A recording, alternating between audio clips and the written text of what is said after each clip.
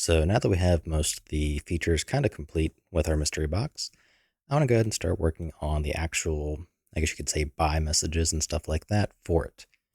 So to begin, in our core module.h, here we have, things for the wall weapon, barricade, revive, so on and so forth. We want to do the same, but for the actual, what do you call it? Mystery box. So in our case, we really only need to know about the cost itself. We don't have any other information. So we're just going to go ahead and copy any one of these, paste it in, and remove the ammo cost in this case. And let's do get mystery box purchase message. All right, so the mystery box purchase message is press F for a random weapon and then the cost. So we're going to copy and paste that section, and we are good to go with that. So let's go ahead and make it have an example. So cost $9.50. All right, so that takes care of that. Let's copy and paste once more. And we're going to have this because this here is our trade. So press F to trade weapons. So we can simply return a new F string of just that. So this one here will be get mystery box. Let's do a trade weapons message. And we can remove the need for the cost. So now that we have that, let's go ahead and go back to our mystery box for the get interaction message. And we want to first off go ahead and include our core module.h.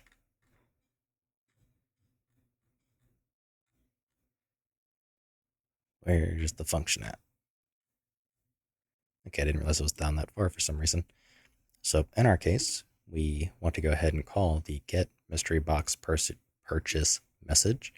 So under get interaction message, get mystery box purchase message, and pass in the cost variable that we defined right here.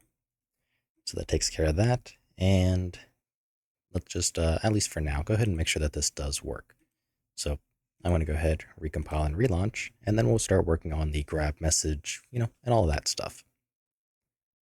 Okay, so once we are back inside the editor, let's go ahead and just make sure our buy message, which is press F for a random weapon, is good to go. Okay, so now we have a series of conditions we need to make to basically return the correct message. However, this is also going to be modified for a separate condition. So what I mean by that is if you buy the mystery box and, the weapon is selected, or you haven't grabbed the weapon yet, it's still there waiting, and someone else walks up to it, we don't want them to see the message at all. So that's kind of what I'm referring to. But for the time being, we're just going to have be purchase in progress, and we need to have something else that kind of indicates, can we grab the firearm? So if we head up here to our tick, we can kind of see what that, what we can use for that. So we have our B weapon mesh interpolate to finish complete, which I'm going to go ahead and give a refresher like I've done all the other times. But basically, once the firearm comes up and reaches its peak point that we define, this boolean becomes true. So when that boolean is true, we can grab the firearm. So in this case, let's go back down.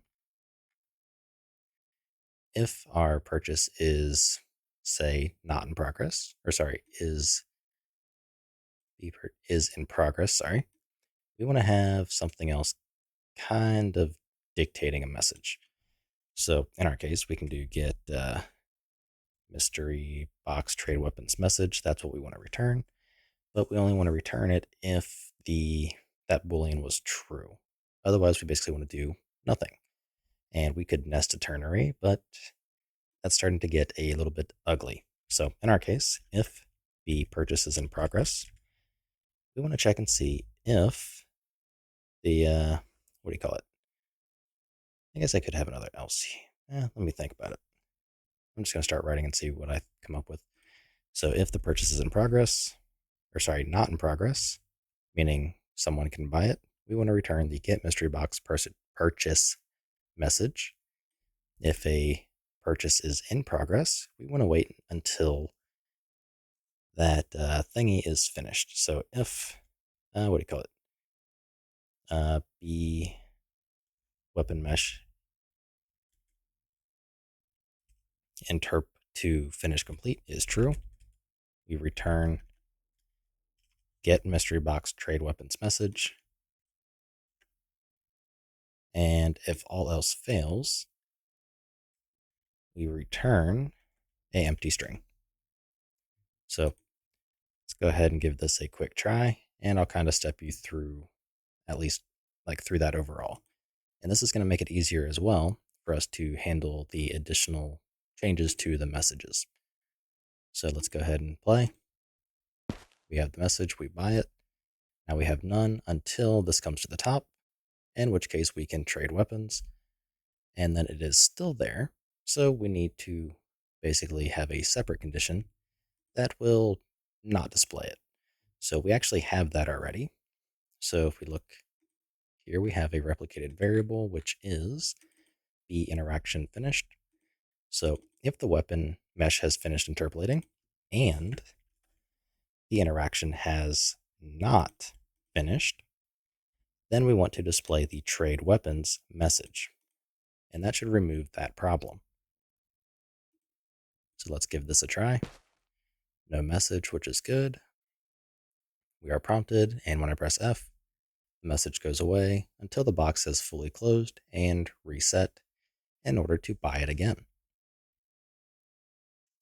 And of course, I get the same weapon. Okay, let's go ahead and give this a quick test as a client, but everything should work in basically the same manner. So we have the message, we buy it, no message, trade, and end it. Okay, so now I'm going to discuss what I want to do in the next video.